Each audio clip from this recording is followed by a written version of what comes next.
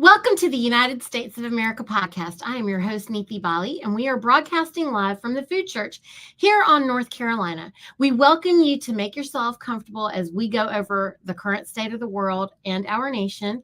And if you've missed any of the past episodes, please be sure to take the time to at least watch the first episode so that you have a proper introduction to our conversations. These conversations are otherwise not happening in any sequential order. Please be aware that we expect you to behave with honor in our comment section. We do have marshals at arms that are designated as moderators who are assisting in the comment section. So please be kind with your words. And if you have any questions, please put them in all caps. Only enter them once per show.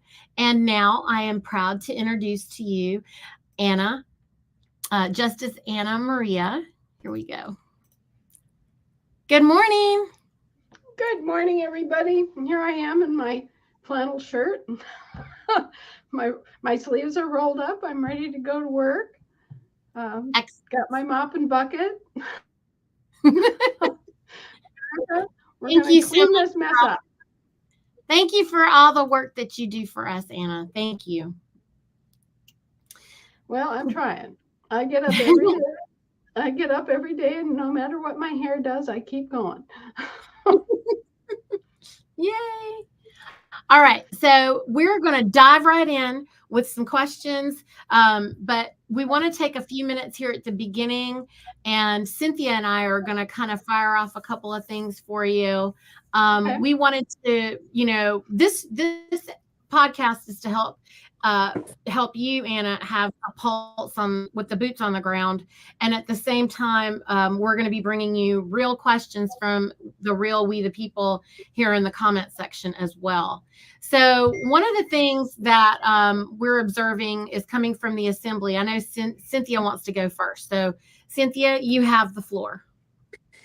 We're hearing a whole lot of stuff, like you said, boots on the ground. You were talking about the little coupon booklet that gave, becoming a news thing. Well, this is what we're becoming. So we've got people who are trying to get into their assemblies. They've done their 928s. They've done their packages.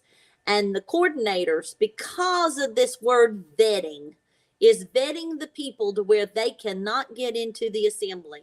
They're worried to death there's going to be a vote come up like the Civil War vote where we signed the peace treaty, and they're worried that they can't get in, and they're stressed out. What can you tell us about that? Who do they go to? What do they do? I'm hearing that from Texas. I'm hearing that from Michigan. I'm hearing that from multiple states. What do we do to get into our assemblies? Because they're doing 2, 3, 4, and 5 levels of vetting. That's ridiculous. Yes, but it's not allowed. It's not even sensible. No. All this, what you do is you get a bunch of control junkies in charge, and then they try to use something like vetting as a mechanism to limit things to just their little group of people. And that's not something that can be tolerated and won't be tolerated by the Federation if we catch wind of it. The thing is that when you are running for an office or, volunteering to occupy an office, a public office, there are certain things that you have to look out for and that you have to, as part of your due diligence as an assembly, provide for, and which as individuals we accept. And it's just very commonsensical things. I mean, it's you don't want someone volunteering to act as state treasurer who's been convicted of embezzlement, for example. Okay, and so that's why officer candidates are asked to have a basic background check to turn up things like that. But it's certainly not anything that anybody who has a basically decent record should be worried about. It should be just kind of taken as something that we do to defend the assembly from being hoodwinked by some con artist or criminal who's trying to make advantage. And So that's the only purpose of vetting is to make sure that the people who are volunteering for offices within the assemblies are square with the world and aren't working some angle or trying to get some sort of criminal advantage. And that's the only reason that we vet. We don't vet for any. For example, we're not looking at your religion, we're not looking at your race, we're not looking at uh, you know prior affiliation with the de facto. We don't care about that kind of stuff. We're just looking at it as a practical matter of, does this person have a criminal record that would moderate against them holding this particular office? And that's why we vet. I So if understand. anybody is going beyond that and 5 or 6 levels of vetting, that's crazy. There's only one level of vetting. There's only one level of vetting that has been requested by the Federation. And it was basically and very simply that I just described. Now, we've had the Continental Marshals tasked to instruct the assemblies about vetting. And I know for a fact that they have been very straightforward about the vetting process and what it's used for and why it is used and who is supposed to be vetted. We don't vet average members coming in off the street. We don't, it's only officer candidates that are actually going to be in an office where they have a degree of the public trust. And if there's a misunderstanding about that, it needs to get straightened out pronto. That's one of the questions. And some of the assemblies, North Carolina being one of them, we went through a reconstruction. Our coordinator's been with us 6 months, but we have a number of states that have dissolved 2 or 3 times, and the people who were in the assembly cannot get back in. So they too are worried about how to get a vote, how to get to the Sign in America, how to get the information, how to work through the communication that seems to be a sloppy assembly mess. I got that in one of my questions. What about the sloppy assembly mess where we can't get access, and it's like they've become the warden or something? The pariahs and the wardens, huh? Well, okay. I have to say that some assemblies more than others have been prone to getting off track.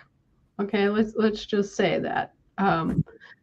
And by that I mean they've lost sight of what we're actually doing and gone off on some other tangent. And yeah, they have been dissolved as a result, because what we're here to do is to restore our lawful government to full function.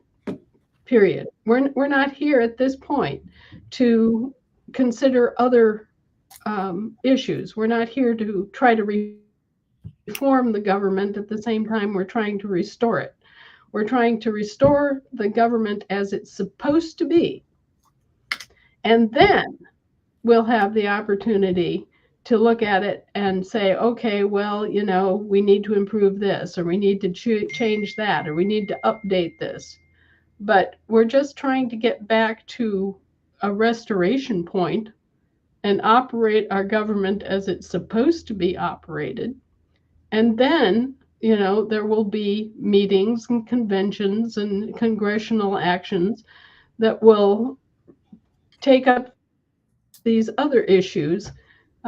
For example, in California, there was a move to create an entire new state and to separate California into 2 states, North and South. And there have been several other different motions in California, which is a very large and diverse state, right?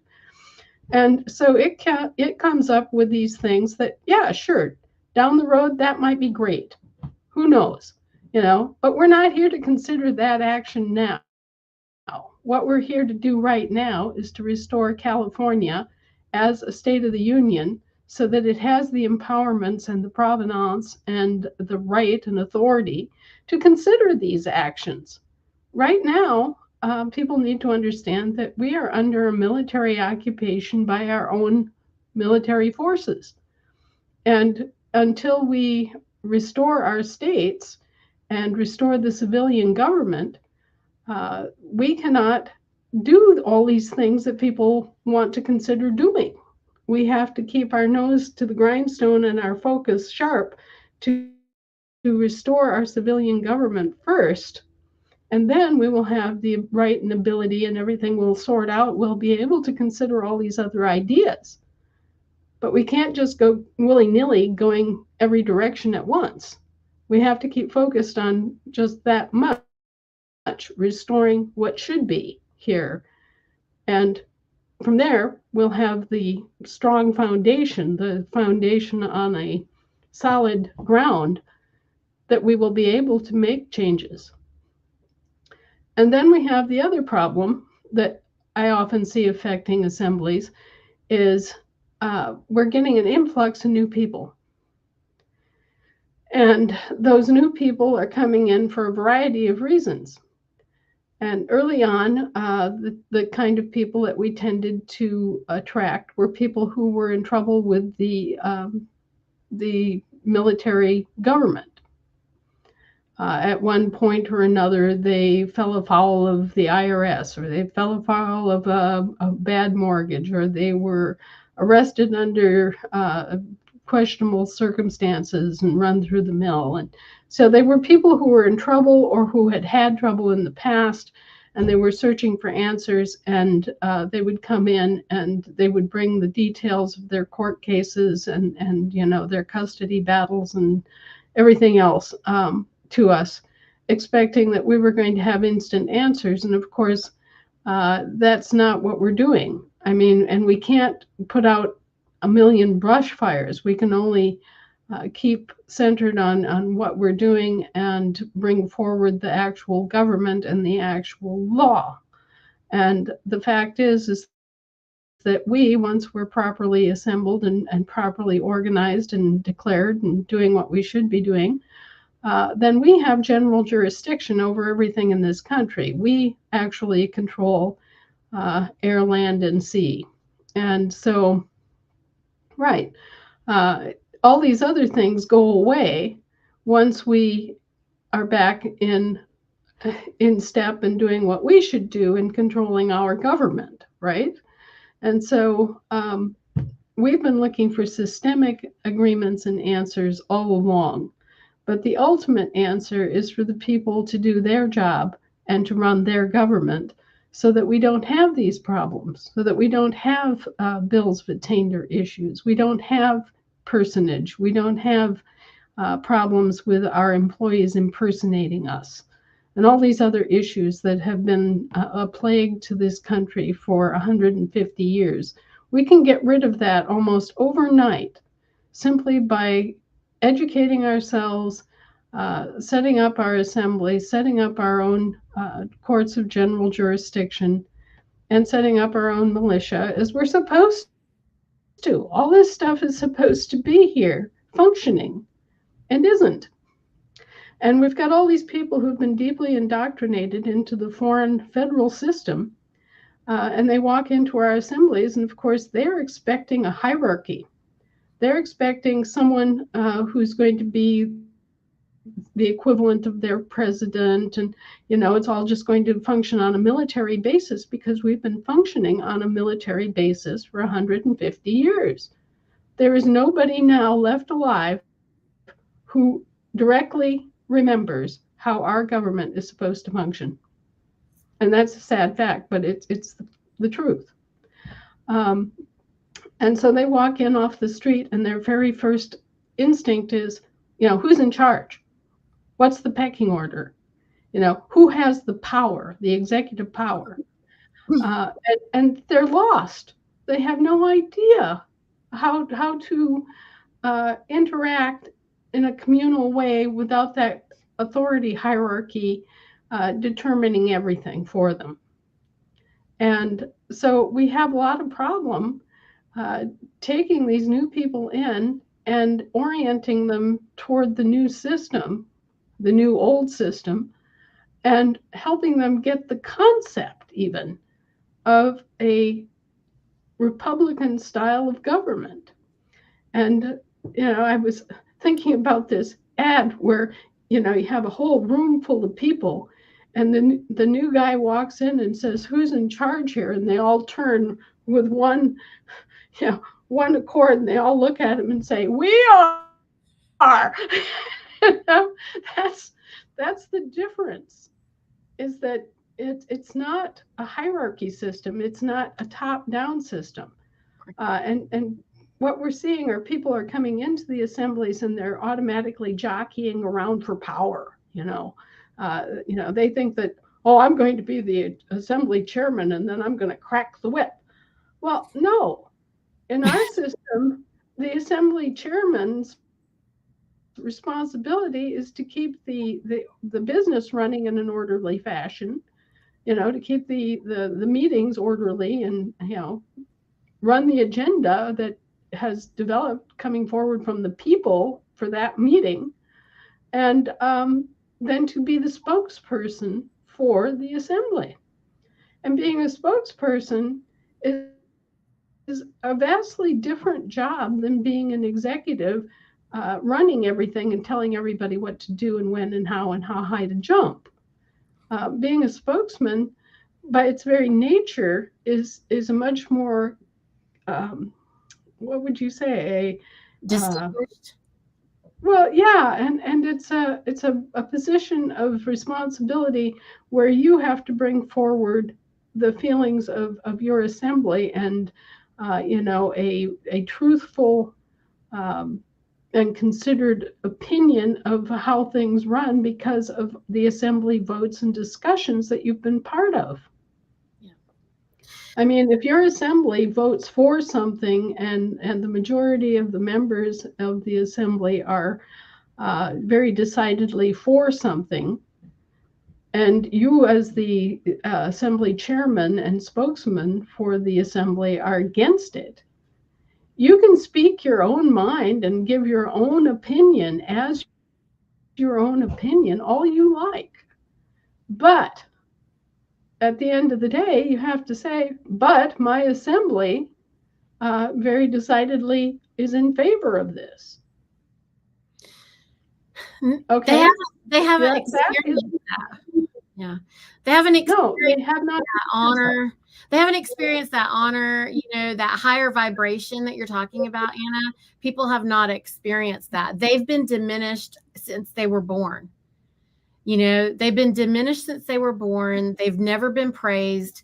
They just don't know. And, the outrage that they're going through, the anger, the frustration, these are very low level, lower consciousness things. And, as I've said for the past 10 years, there is a race to control human consciousness. And you're demonstrating for everyone, Anna, what a higher level conscious being operates like. And, it seems like, I don't think people realize what repetition is required and what patience is required by you when you're constantly repeating the same, you're just the beacon of light of here's the path, here's the path, here's the path, What it is love. Right. You have to love your fellow man. You have to love your country. And you want to have everybody empowered. You're not here self-seeking. Okay, that's the difference. Yes. These politicians are out there to garner power for themselves. They're out there to get, hold of the public purse and shower it on their cronies so that they develop their power base. They have all sorts of different motivations than what goes on here, because this is the grassroots. This is the real living people. This is the real families. I'm not here as a politician. I'm here as a grandma. In fact, a great grandma. So, I'm here in defense of my home, my family, my country, my land. Thank you very much. I appreciate those public employees who are out there working their hearts out. It's not like I hate public employees or anything like that. It's just that the politics has been run amok. The structure of the government has been usurped and disrespected, and the actual owners and actual employers of this entire structure have been parasitized and dishonored and abused, and enough is enough. We know the history now. We know the story. We know the international law. We know the global law. And we know our own law. And our employees, all of them, both the federal corporations that are housed in the District of Columbia and all of their state franchise operations, which are franchises just like Dairy Queen franchises all over the country, all of them have cause to know what the actual law of the land is. And yet, with increasing impunity, they've been ignoring the law of the land. They've been ignoring their employers. They've been harassing us, and they've been creating problems for the people who are actually supporting them and paying their paychecks. So, at what point do we say, this is enough? We're not going to put up with it anymore. And I think that we've gotten to that point. We're so in sync In this problem. We now know what we need to do, so let's just do it. Let's learn how to do it.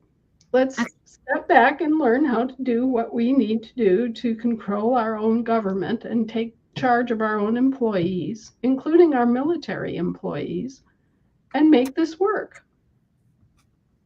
Now, the military knows that it's supposed to be obeying a civilian authority. But back in 1937, a tragic mistake was made.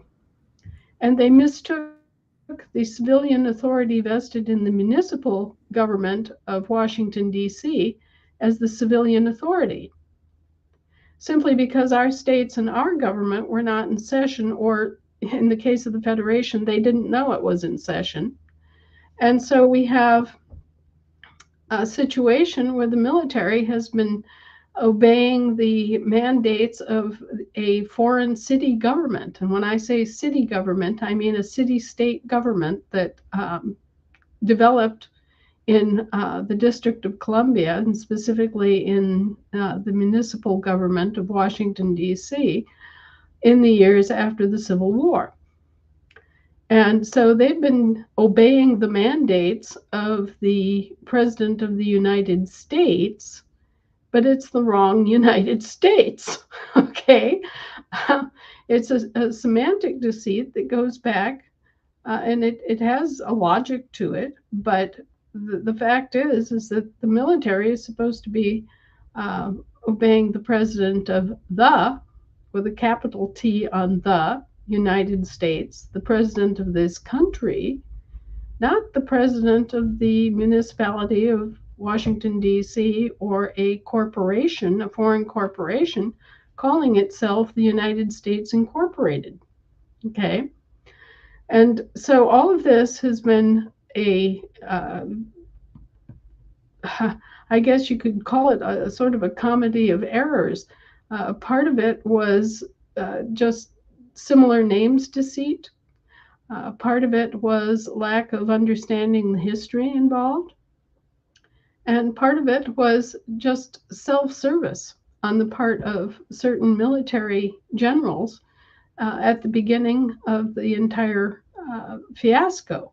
And the people most responsible were Ulysses S. Grant and William Tecumseh Sherman, and the members of Lincoln's cabinet.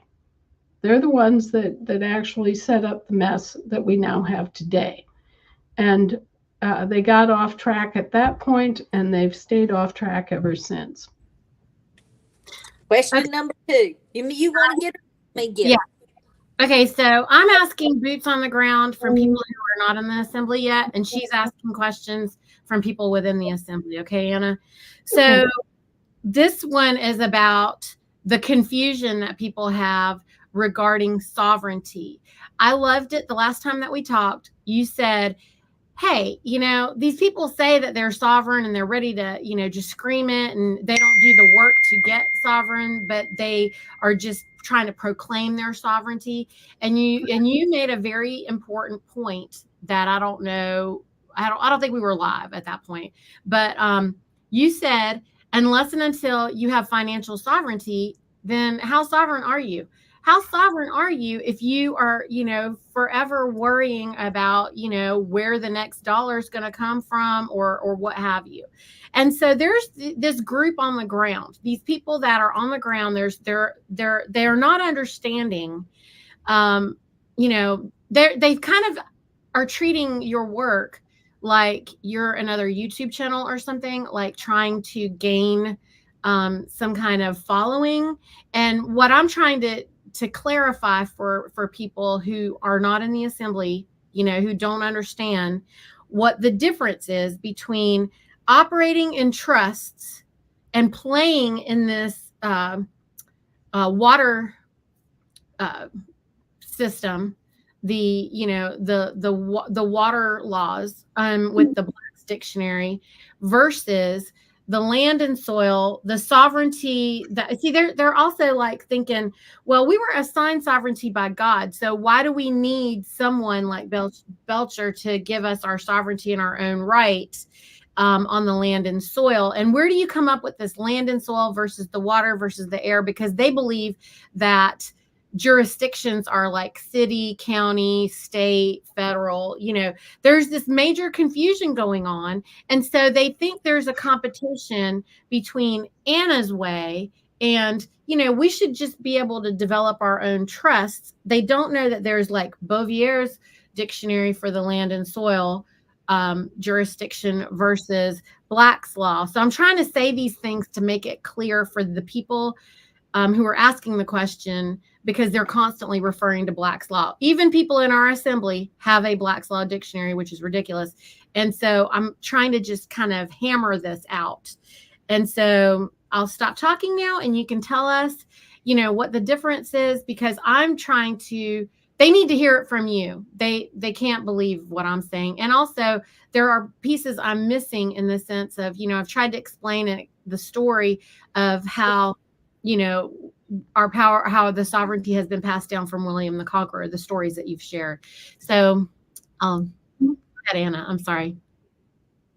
Well, there are different kinds of sovereignty.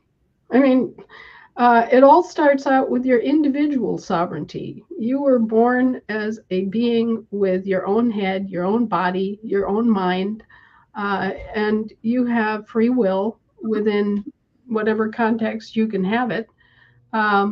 So you have sovereignty just as an individual. And a big part of your life is learning to self-govern, trying to recognize your needs and your rights and figure out who you are and what you believe and what's important to you. All of that goes into your development as an individual who is intrinsically, God granted a sovereign of your life. Okay. I get to decide whether I'm going to be a drug addict or not. I get to decide whether I believe in Jesus or not. Okay. I get to decide all these different things that together make up my internal, individual, self-sovereign, self-governing being. Okay. So we all have sovereignty as a natural aspect of our incarnation. Okay. So that's one kind of sovereignty, and you have to kind of establish that first.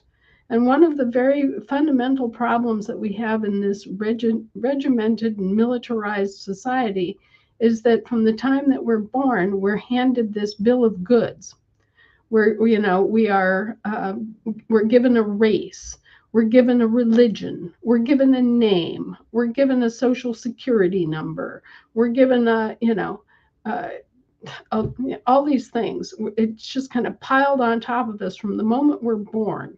You're indigenous, you're not indigenous, you're a victim, you're a privileged member of society. All this information comes pouring in at us from every angle.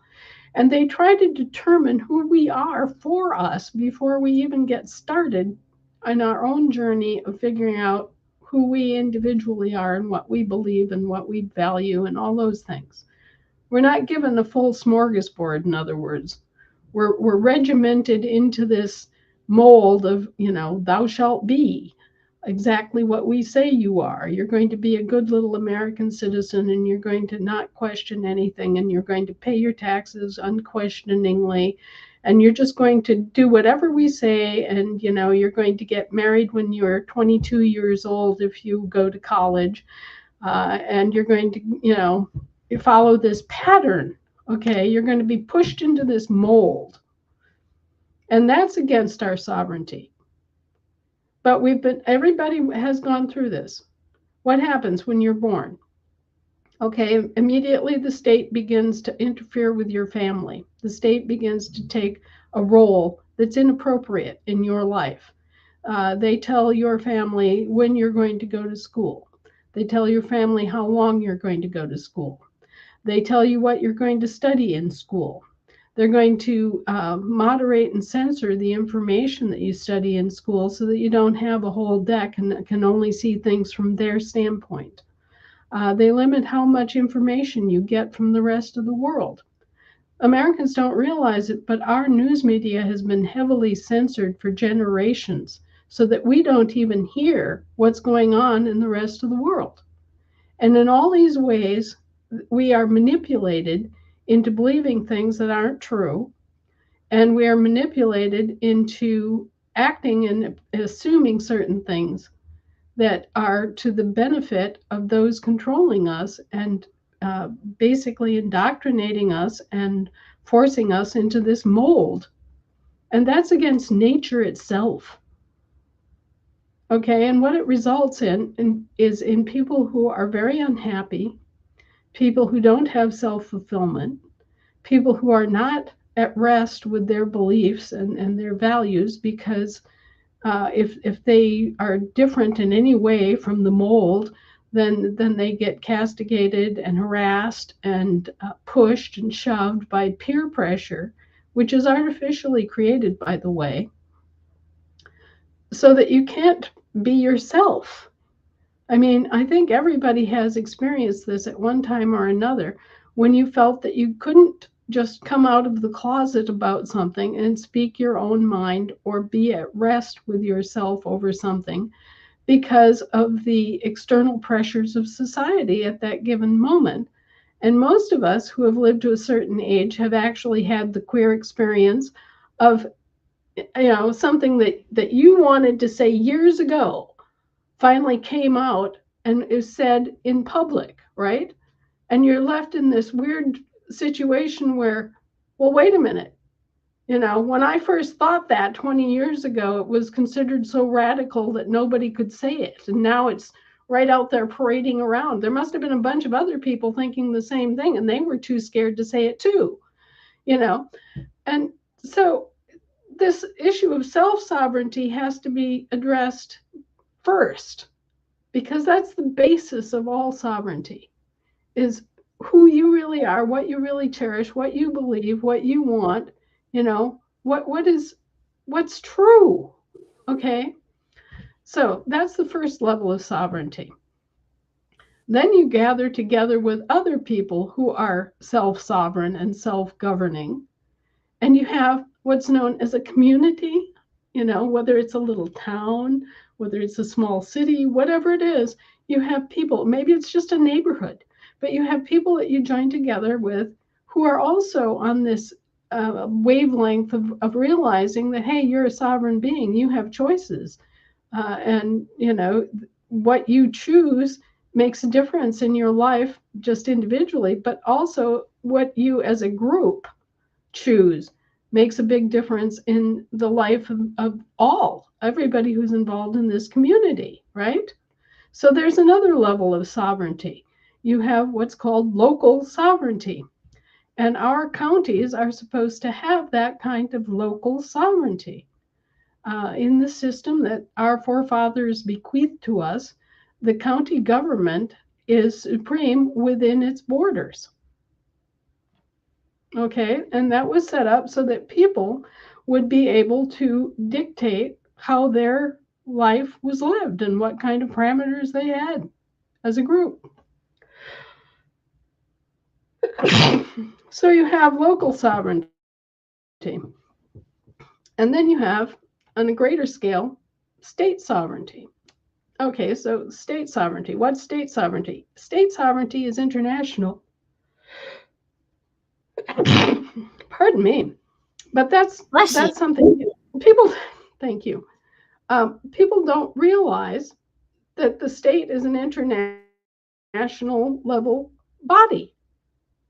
Somehow or other, we miss that in school, and we tend to think of the state as something that moderates whether we can drive on the street or not.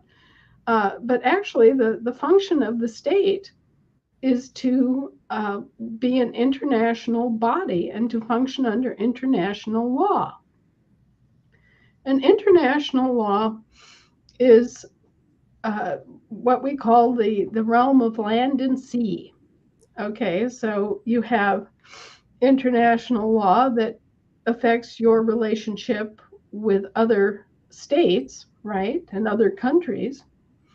And then you have, especially if you have a border on the sea, then you have uh, the sea law, which is also international.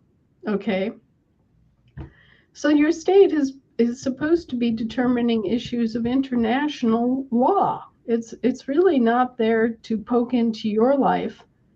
It's more a matter of you gathering together your sovereignty and expressing it over your state, which exists within the boundaries of your physical state. Okay, and so our government is based on the physical realm, the actual factual physical realm that we think of when we think of Maryland or Wisconsin or Arizona. We think of a state that has physical borders, that has trees and rivers and living people in it. But that's not how our employees think of states. Our employees think of states in terms of business and of, government services and things of that nature, because that's what they're engaged in. Okay, they're talking about it in terms of a state of state. All right, you see the difference between the physical state of the land and sea and the state of state, which is a business that's providing governmental services. Okay, it's been that way since the beginning. We have had this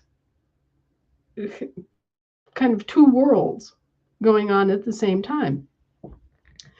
And the physical state has not been in session for 150 years.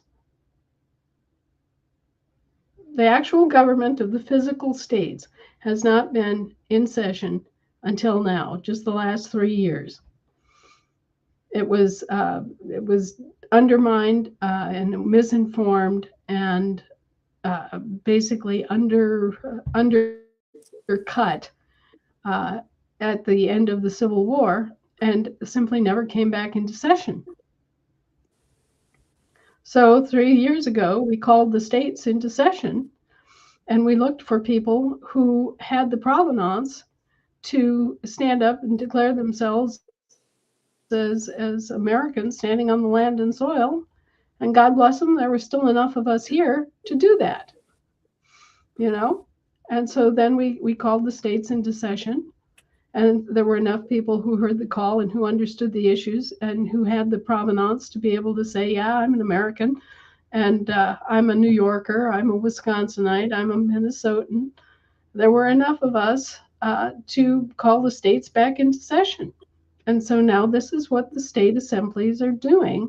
They're exercising their sovereignty at an international level as states. And states have always been international entities. Our states are like little countries. Each state has the control of its air, land, and sea. And then we have this other level, which we call the federal government. And it basically is meant that we are to have a mutual agreement about certain things that are better done by all the states acting as one. Okay? And the Constitution shows you some of those things as delegated services that we contracted out. And ironically, that's the part that we see most obviously, but there's a lot more. And those are issues like diplomacy or international trade. How is our country going to interact with all the other countries about trade policy or monetary policy? Or, how are we going to structure our passport system to bring it into compliance with the way other countries operate so that we can travel and have agreements about being able to cross borders and all that sort of thing. That's all handled at kind of a supra level by holding companies that hold the mutual powers or delegated powers. So when you think about it, delegated powers are mutual powers that have been subcontracted. All right, you ready for the next one? No, wait, Cynthia. I'm sorry. I want to clean this up because I want to make sure that everybody's understanding what Anna's saying. Anna, you speak at this very high vibration, and a lot of people just don't understand some of the words that you're saying sometimes. And I feel like if we just say them a few different ways, then that way, hopefully, we've kind of clarified that for a lot of people. The provenance that you speak of, for those of you who are listening, what she's saying is you have to be able to say where you came from. Who are you from? Where are you from? What are you about? And in these days, they've kind of,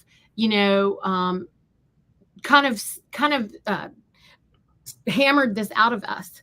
Like, it's none of your business where I'm from. No one is keeping track of this. No one has any pride in where they come from. No one is proud of being from America. No one is proud of being a North Carolinian or a New Yorker or whatever they are, because this has been shaped out of everyone. And it's horrible. When we're talking about on this scale, they're not even allowed to be proud that they're a man or a woman. There's a big problem going on out there. So provenance is, you can't claim your sovereignty, friends, if you don't even know where you're from and you're not proud of where you're from and you don't know your lineage. That's the other part of it. They made everybody black and white. I remember when I was growing up, Anna, as the Indian girl, everybody was black and white. And then there was me, the Indian girl. And everybody's like, well, what color are you? I'm not a color. I am from India. Like, I know where I'm from, Yeah. That wasn't enough. And I'm like, well, you're mad because you don't know where you're from, maybe. And so you're white, this is the 7-year-old me in school saying, maybe you just don't know that you're not white. You're actually from somewhere. And I know that for generations, our parents are, coming from India, and I can tell you all the places they lived over there for, however many hundreds of years. And you just don't know where you're from, and to which none of them can say anything. It wasn't like they would come to me and say, oh, well, I'm from Italy, or I'm German, or I'm something. So provenance is a big deal, you guys. Like, you need to know that. And this is the reason why the young people right now, Anna, think they can pull out their Black's Law Dictionary and form a trust, and then they can be sovereign in this trust, and they're operating because they know that they're a corporate fiction. They figure out some of what you're saying, okay? You're saying about the birth certificate scam. You're saying that they've made you into corporate fiction. So then, instead of getting out of the game altogether, like I am, like, I just want get out of their game altogether, they are playing in their game with these trusts, but they don't understand how dangerous it is to remain on the board with them. Please, Anna. Okay, there are different kinds of trusts. Okay, a trust in and of itself is neither good nor evil. It's like a tool. It's like a rake or a hoe. Okay, a shovel. We have A tool. You're calling it a tool because they're saying, in God we trust. We don't. So if we're going to play in God we trust, I'm sorry, I just wanted to say you're referring to it as a tool, like money. People are confused. Money is a tool. We need it for things. So I digress. Okay, a trust is a tool. And there are different kinds of trusts, okay? Just like there are different kinds of rakes and different kinds of shovels, okay? You can have a statutory trust, which is what most of them are getting entrapped by, or you can have a common law trust, a private common law trust, which is an entirely different beastie. But you have to realize that a trust is giving away your interest in something and giving somebody else control of it. And that is not a sovereign action. I'm sorry. If you're going to be a sovereign being, you're going to be a sovereign community, you're going to have to take responsibility. And a trust, by its very nature, is designed to create a certain degree of unaccountability. And that's why all these corrupt business organizations love trusts, because it allows them to do things that they couldn't otherwise do and not be accountable for it.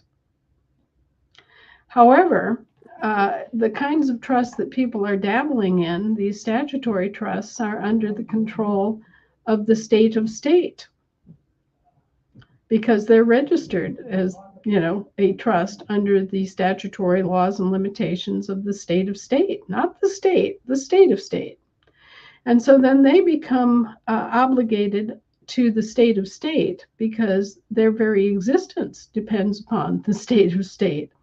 And they can only operate as persons, and that means as employees or dependents of the state of state. They're about as far from being sovereign as you can possibly be.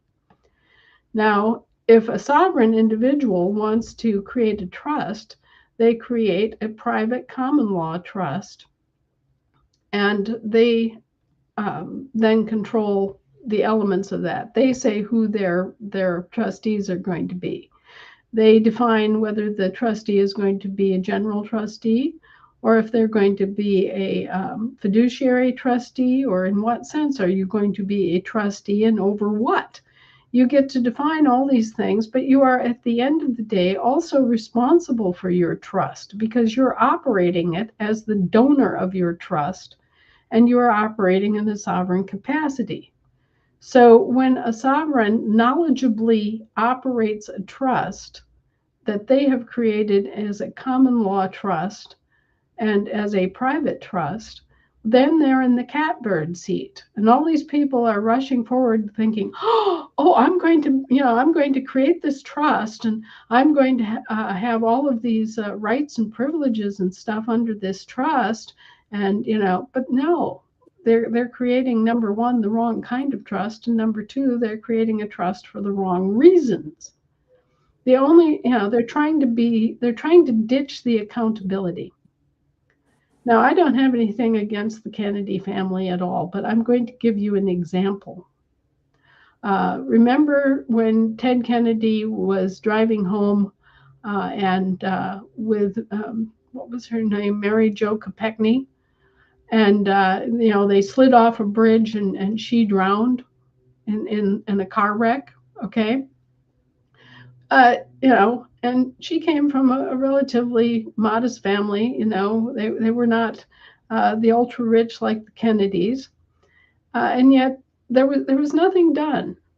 I mean, this poor girl just died as a result of Teddy Kennedy's errors in life. Let's put it that way. And nobody could sue him even for the funeral costs or anything, because everything he owned was in the trust. And this is what I mean about lack of accountability. They couldn't sue the trust, and he had nothing. On paper, he was a pauper, even though we all know he was ultra rich and had all these benefits. And so, trusts are used to avoid accountability. And when you are using trust to avoid accountability, then you are not operating as a sovereign. You're operating as a thing with respect to a trust. So if you want to be sovereign, if you want to have all of the rights, abilities, and powers and and principles of a sovereign, then you have to act as a sovereign and be responsible for yourself and responsible for your acts and responsible for your financial decisions and everything else. You have to be responsible in order to have rights. Okay, you ready for the next one? Back to the side Well, of the assemblies. Cynthia. So I want Cynthia to be able to say something, and also we have 2 minutes. Okay. Okay, so we have a million questions, and just for the folks out there in YouTube world, every week we want to try to get with Anna and just like ding ding ding. You see how this goes. I mean, but there's an order in all of this, and it's very important to hear all of Anna's words. I'm not going to interrupt her when she's giving an answer. And also, I don't know how she can take her answer and turn it into less than 15 minutes or whatever it is. It turns into 15, 20 minutes because it is what it is. And I'm not asking Anna to change any of that because it is very important for us to hear it all. And you guys are asking these questions. They're very important. And I'm watching from where I'm sitting, everybody, I see everybody's questions. I like to gather everything that I see, Anna, in all the various formats that we're out there. And then I try to bring it to you in a bigger picture so that they can all get a better picture of what it is. So I'm hoping that we are shaping that correctly, because instead of asking all their little bit and bot questions, I'm just shaping it out for them so they understand, because they're trying to say, what about this guy, what he's saying versus Anna, this is what I'm getting. And so, Gurus. Sorry. Gurus. Right. Guru. Right. They're saying all of that. And at the same time, and then you got the little sassy folks that are just like, okay, well, if it's about financial sovereignty, then when are we getting our money? Okay, well, for those folks, what I want to say is, have you ever tried to build a bank? Have you ever tried to create something that was outside of what the centralized wheel is?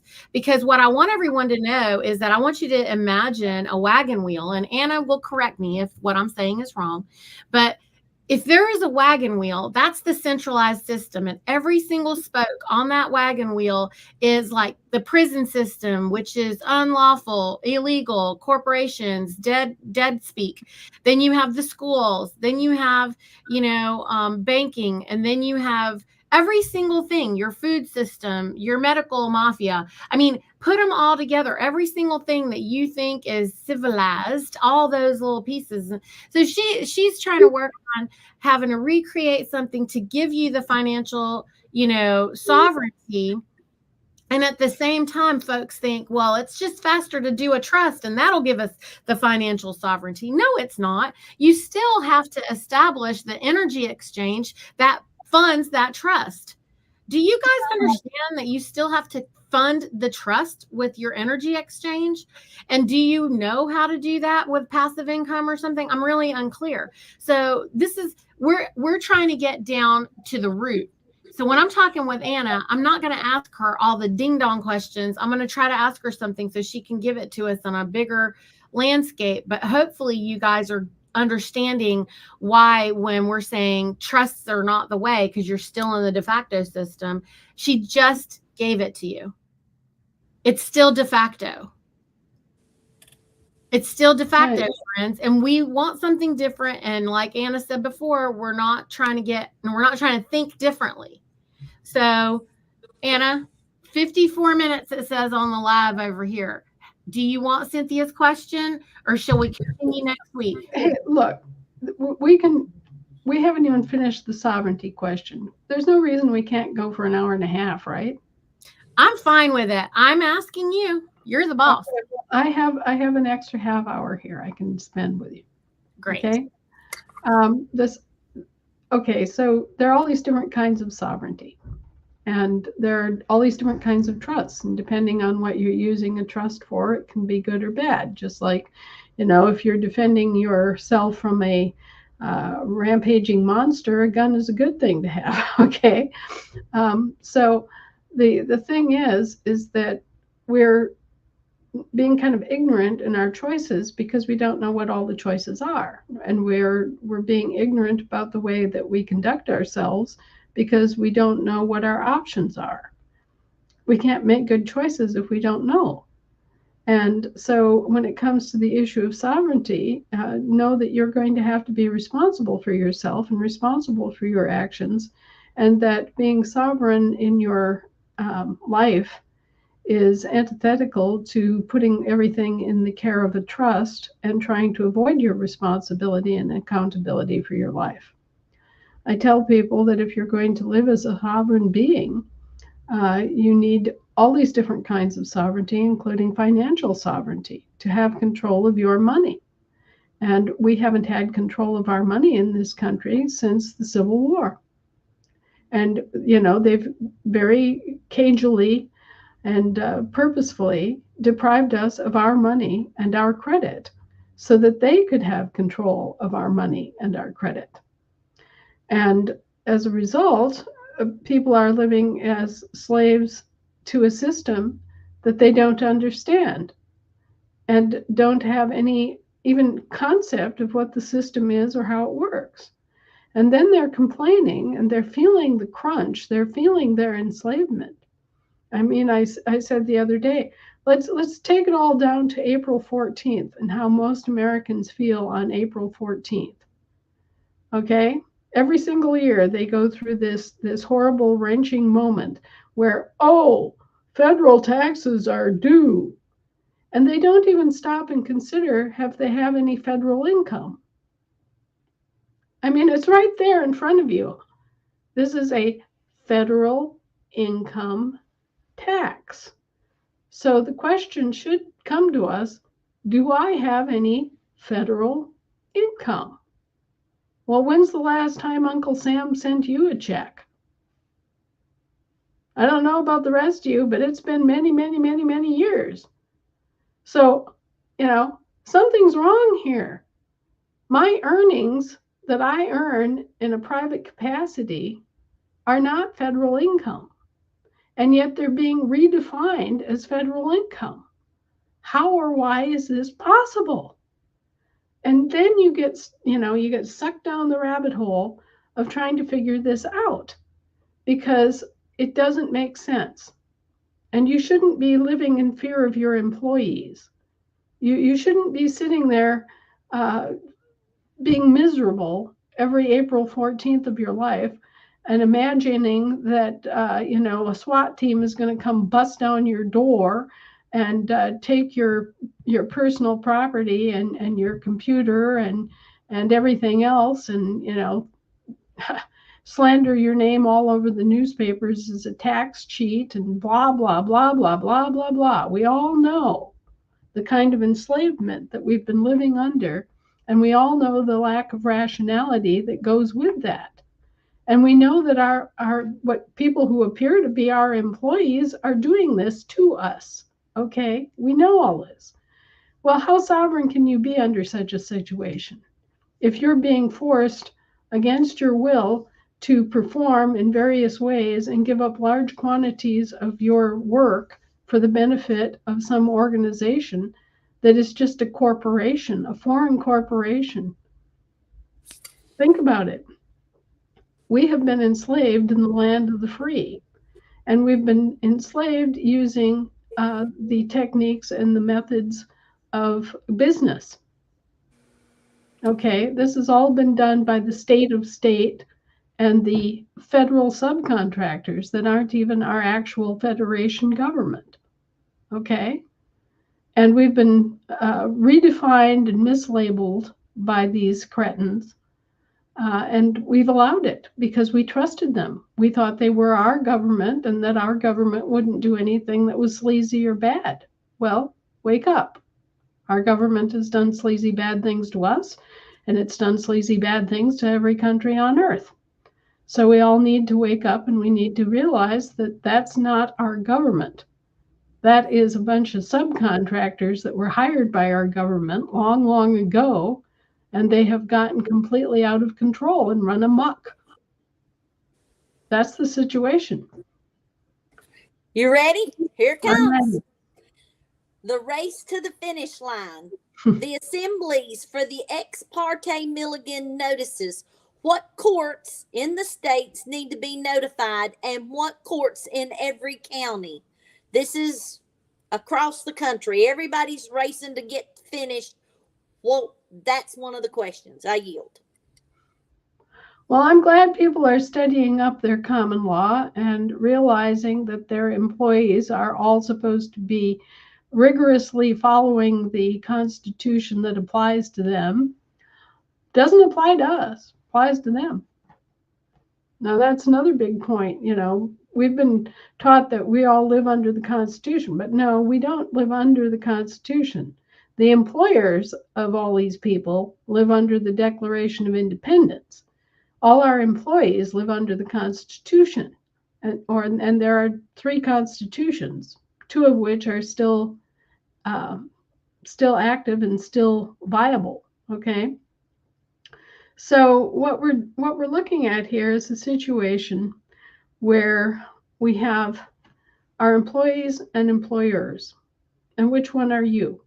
Well, if you're not working for the federal government or for a state-of-state franchise, you're an employer, and the employers function by different rules, and they function under different law. Our courts are courts of general jurisdiction. Their courts are courts of strictly limited jurisdiction as a result of the fact that they're functioning on delegated powers. Okay, well, where did they get the delegated powers? They got their delegated powers in their federal jurisdiction from our Federation of States. Okay, so when we serve the ex parte Milligan information, that has to go to our subcontractors. That goes to the U.S. Secretary of State. That goes to the Supreme Court of the District of Columbia. And that then also goes to the Supreme Court of the State of State in your state.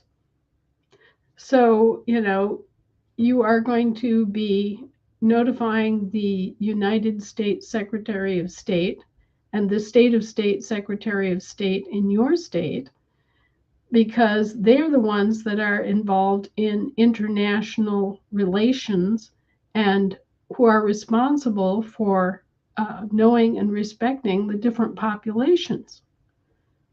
Okay, those are the guys that are made responsible for respecting the difference between a British territorial citizen and a national from Minnesota. Okay, so you're going to tell them. And you're going to tell the Supreme Court of the District of Columbia, because they are responsible for the judicial actions or the judicial notices that go on to the District of Columbia. And all these other entities, all these other courts are what? They're district or state of state courts. So the headquarters for their whole system is the Supreme Court of the District of Columbia. So you're going to want to notify them. And you're going to want to notify the state of state Supreme Court, because all of those justices are working for a franchise of the system, and that franchise is what is the business end of your state at this point. So those are the principal offices you're going to want to notify when you stand up under ex parte Milligan. The other entities that you're going to want to notify are the military authorities. You're going to want to let the attorney general in each state, as you are standing up, you're going to want your attorney general to know who you are and what you're doing. And you have to kind of look at this from their standpoint. They're sitting here as the military government that's in charge of making sure that you're safe, right? And they are looking at this in terms of, well, who are you and what authority do you have? And what's your intent? Are you trying to do something bad? Are you trying to act in insurrection against the American government? Or are you the American government peacefully exercising your rights and obligations and responsibilities? All right, so it's up to us to come forward and say, okay, well, this is who we are. This is, what we're doing. This is why we're doing it. We are reestablishing the civilian court system. And, we're already guaranteed our right to do this. And here's, the Supreme Court decision that decided that back in 1866 when the district court system began. And so now for our purposes and for our people, we are assuming the general jurisdiction and reopening the general jurisdiction court in New Jersey. Or, we are assuming the general jurisdiction and reopening the general jurisdiction court in Wisconsin. And all the people that are then, declaring their status as nationals of Wisconsin or New Jersey, or, each state, as they come online, as they come back to the land and soil, then they are being part of that judicial system and separate from the military courts and separate from the international global courts and are back home, so to speak, and under a different law. Now you're under land law. Now you're under soil law. And I try to make this obvious to people, but as you're becoming sovereign, you're becoming responsible. You're becoming responsible for yourself to a greater degree every day. And so when you're standing under land and soil law, which are international and local law, okay, you are more responsible. You have to be more responsible because you have much greater freedom. Okay, under land and soil law, if you don't hurt somebody or destroy their property, there is no such thing as crime. There's no such thing as a thought crime. There's no such thing as a code violation or a statutory or regulatory violation. If you don't hurt somebody and you don't hurt their property, you are free as a bird. Okay, that's our law. So there has to be an injured party, and it has to be something that is in evidence. Otherwise, we don't have courts. We don't use courts to resolve our differences if there isn't something that is an injury to an individual living person or their property. No harm done. No harm done. Right. So right. When we're doing the trust, Anna, then, or when we're giving the notices, I apologize, not trust. When we're giving the notices, then do all the notices have to go 3 times? And also isn't there some language that you put on the notices that they're getting confused. Yes. All of those notice processes are used in commercial law. Okay, so when you are operating in commerce, you have certain levels of due process because you're dealing with things, you're not dealing with people. Okay, so in an international law, you're dealing with due process because you're dealing with things, you're not dealing with people. I keep trying to get this across to folks. If you're dealing in international jurisdiction or global jurisdiction in commerce, either one, you're dealing with dead things.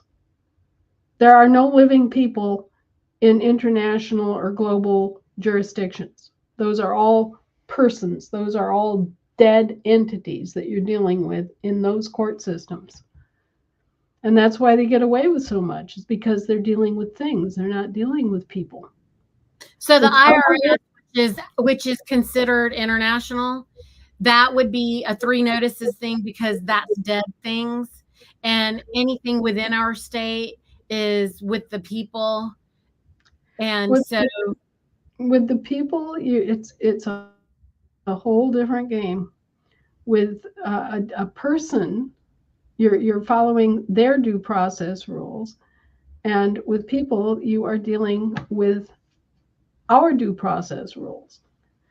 Now, we have a very simple law and very simple code. So, everybody should know that from the time they're small.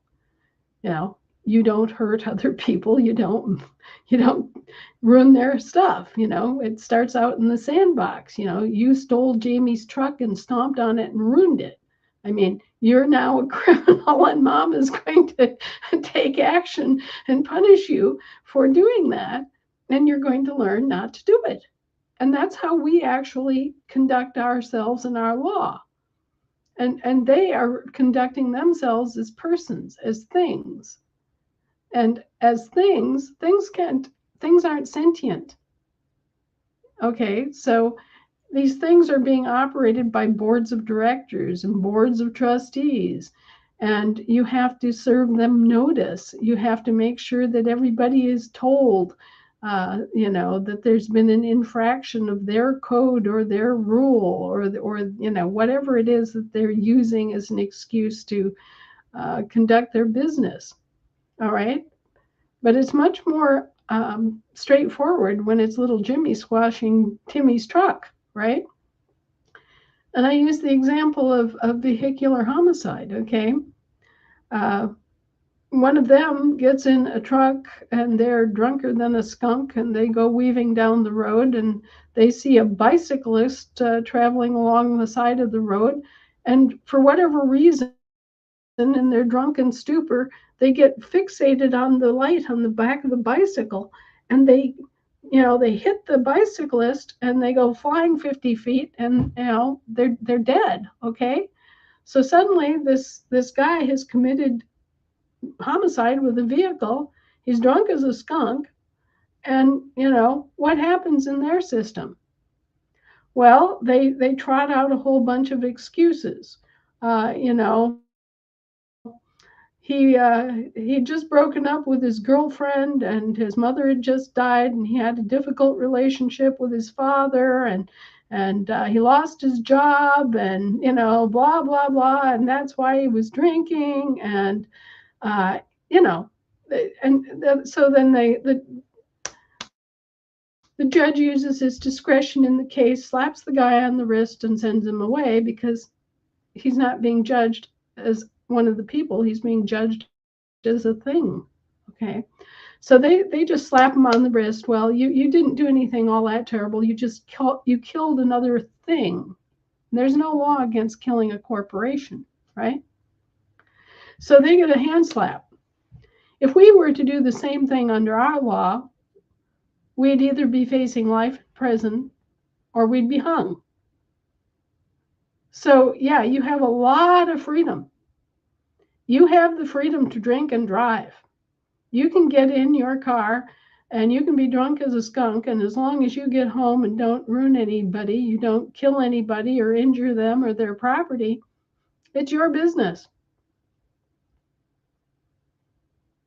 Okay? But on the other hand, if you get in that truck and you're drunk as a skunk and you kill somebody on your way home, then you're going to pay for it. See, our laws great freedom, responsibility. Yes, great freedom, rights always require responsibilities.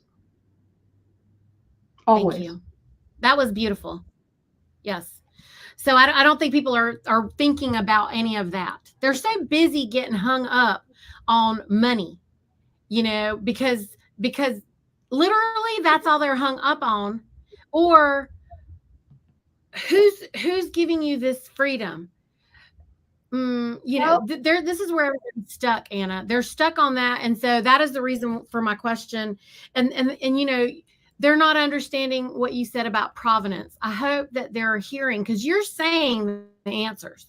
Friends, Anna has given the answer. The answers are A, how do you stand on your power?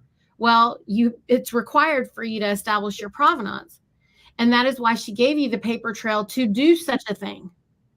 Right. A lot of people say, well, I don't want to do Anna's thing because I don't want to have to be in the assembly, because I don't want to have to work in the assembly. And I say, Well, 90% of the population doesn't participate in our current government system. And whatever we're building, they're not going to participate in that either. However, knowledge is required for you to know, hey, we're going to give you this sovereignty, but if you go drive drunk, it's not going to be about a ticket anymore, brother. Now it's going to be about your responsibility towards that life that you caused harm towards, and we handle that differently. So you need to know these things. Right. So, if you go and rape a child, you just took their life. And so there isn't a conversation. We don't have a prison system. We're not putting you in a box so that we have to keep up with that box. You just did so much harm that is it. That is all. You took a life. Yes, we have a far more draconian way of dealing with criminality. And that's why criminals like their system. They're all criminals. It's criminals running their criminal system.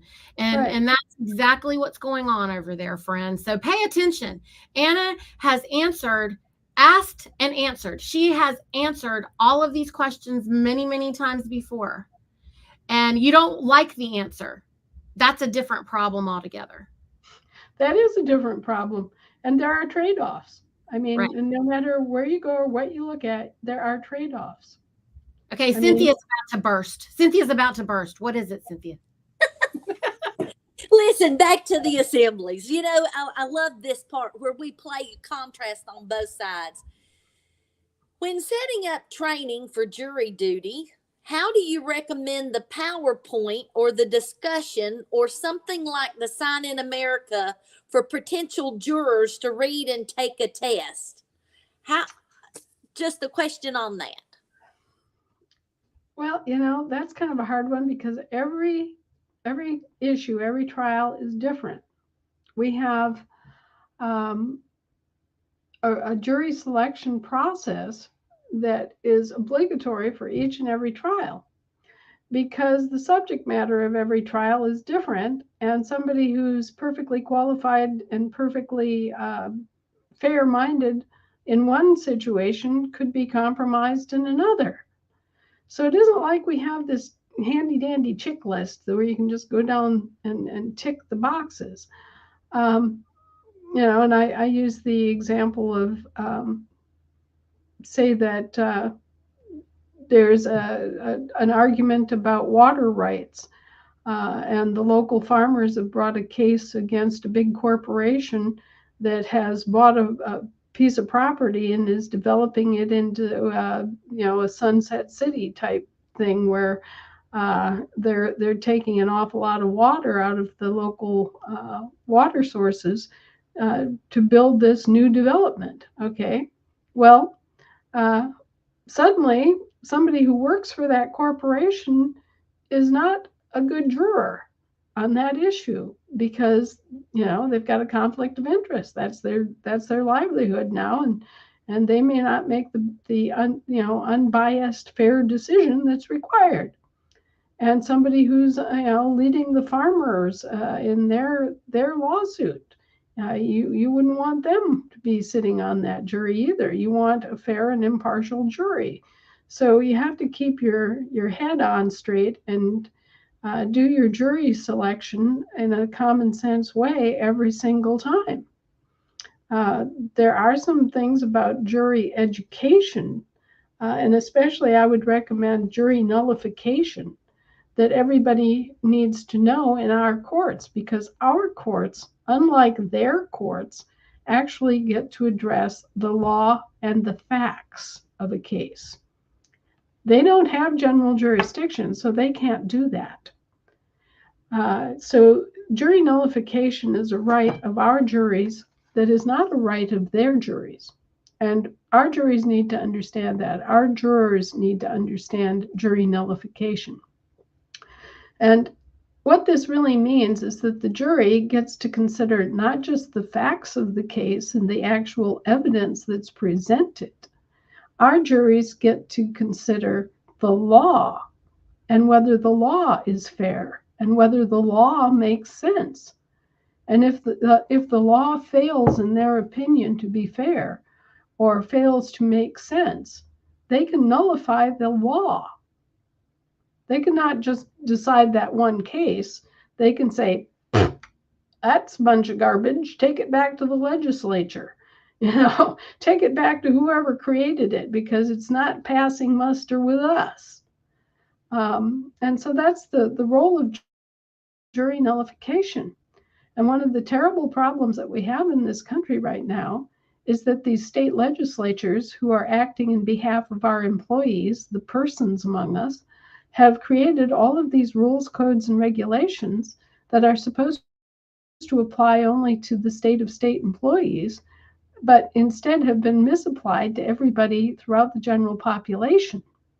And every year they get away with passing 200 or 300 more pieces of legislation.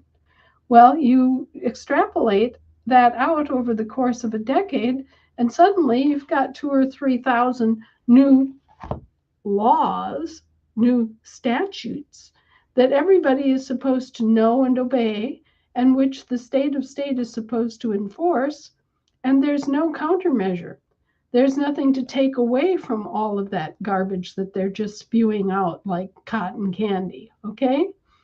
Jury nullification is supposed to be the check and balance of that process, so that when all these people are brought in before courts, the jury is supposed to be looking at these regulations and codes that the state legislature is passing, and they're supposed to be nullifying those that don't make any sense or those that shouldn't apply to living people.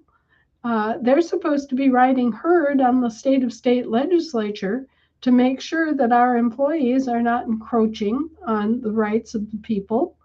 They're supposed to be throwing out laws, their statutory laws and codes, on a regular basis. But we haven't been doing that. And so now we have up to 80 million codes, regulations, and statutes that everybody is supposed to know and obey, and which we are supposed to pay for having enforced. And of course, that's ridiculous. Nobody can know 80 million or even 3,000 new such statutes in the code regulations. We can't possibly keep up with it, okay? No human being could ever do what we're supposed to be doing under their system. And so what we have is jury nullification. And let me say that this is the best little book for learning the international law side of our courts, the state level courts. This is where you want to go for the state level courts, to learn about international law and its application in common law. It's a book that was written by Kevin Annett, and it's called Establishing the Reign of Natural Liberty, a Common Law Training Manual. And below it says, proclaim liberty throughout all the lands unto all the inhabitants thereof. Now, they're talking about liberty instead of freedom because it's international law. And it's issued by the International Common Law Court of Justice. Okay? So this is the best, quickest, nicest little manual I've ever come across that explains the roles and the basic procedures of a common law court at a state level. Okay? Now, a lot of that will also apply to county level courts as our counties come back online. But there will be some adjustments. But throughout it all, the jurors in our courts get to throw laws out. And that's one of the most important things that we need to teach our people as they become jurors, is that, yes, your jury can look at the law and decide, is this law fair? Is it reasonable? Is it enforceable? Is it exact, and is the language exact enough so that you know what it's talking about? Or is it void for vagueness? You know, we get to judge the law. We get to throw their laws out. That are not law. They're not even laws. They're whatever their chaos and confusion is that they create, all the tripwires that they put down to treat us like garbage. Well, we get to judge their laws and throw them out. And we get to judge all the laws. We can even judge the constitutions. We can judge any kind of public law that comes out because we're courts of general jurisdiction. Okay, we are down to the last 5 minutes. Okay, Anna. So there's this one question I know a lot of people are asking that want to come back to the land and soil that are business owners. So I have an idea of what I think the answer is. But here, I'm going to put this up here for you. So how do you deal with employees with when you're doing, employers with the W-4s, and then if you're running a business, like how do they manage that? I mean, I know that there's a different business system. And another thing that people keep bringing up, Anna, is, they keep trying to bring up PMAs and all these other things. I keep trying to say, you guys are so stuck in the de facto. Like, let's stop talking about de facto business structures, because on the new earth, under this law, under common law, thank you. It's just businesses are what? I mean, please identify this for the people who want to own businesses and run businesses. Well, number one, if you're going to operate as a sovereign being, you don't want to incorporate. You don't want to register your business with anybody for any reason. Now, they force you to get an EIN in order to conduct business with a commercial bank. And this is how they sucker people into the whole federal tax system and having to keep records on your employees and having to withdraw and withhold employee earnings and all of that. Well, the number one question is, are you an incorporated business, yes or no? And if you want to be sovereign and free, then you're going to say, no, I'm not incorporating my business. I'm taking responsibility for my business. Thank you very much. Okay, and number two, am I hiring federal employees? So clean and clear. So okay, wait. I'm going to take you back for 1 second. The first part of it, their question then usually is, well, we just don't report. How do we? So then we're not a nonprofit. No, you can make all the profit you want. That's not a problem. The problem is that how you define whether it's federal income or private earnings. Are you listening, friends? Are you listening to what Anna said? Listen to what she said. Say it one more time, please. Well, it's how you define things. Is it federal income or is it private earnings? Are you hiring federal citizens or are you hiring Americans? Okay, so is Uncle Sam cutting the check, or right. Are you? Right. Well, you see, when you incorporate and you become a franchise of Uncle Sam's corporation, then you fall under Uncle Sam's dictums and you have to do everything Uncle Sam says. But if you're unincorporated and you are just operating your own business, then Uncle Sam doesn't get to do that to you. Okay. And the only way that camel gets his nose in the tent is if you hire federal citizens. If you hire federal citizens, then you have to do federal withholding of their wages because they owe a portion of their wages to Uncle Sam, and that has to be remitted by the employer. They made the employers responsible for enforcing their system on their citizens, okay? So the trick to this is, number one, you don't incorporate. You don't register anything with the state of state or with the federal government. You just operate your own independent business, period. And you don't hire any federal citizens. And it's even okay if you have an EIN number. As long as you don't use it, it doesn't matter. Okay, so if you want to do business with a commercial bank, you can do business with a commercial bank and an EIN number, and it still doesn't matter because you're not a commercial entity and you are actually operating from the land jurisdiction in commerce. You're not operating from the sea jurisdiction in commerce. So all of these things that are related to maritime commerce doesn't touch you. You don't have to worry about it. But you do have to have this knowledge. You have to know the words. Just like one of the things, the number one thing that you taught me, Anna, was that I used the language of, I don't understand what you're saying. Can you please put that in writing so I can, you're going to need to give that to me in writing. That's number one. And then number two was, you're outside of your jurisdiction. And I don't even have to explain to them the jurisdiction. I didn't say anything else. The less words you use, friends, the better.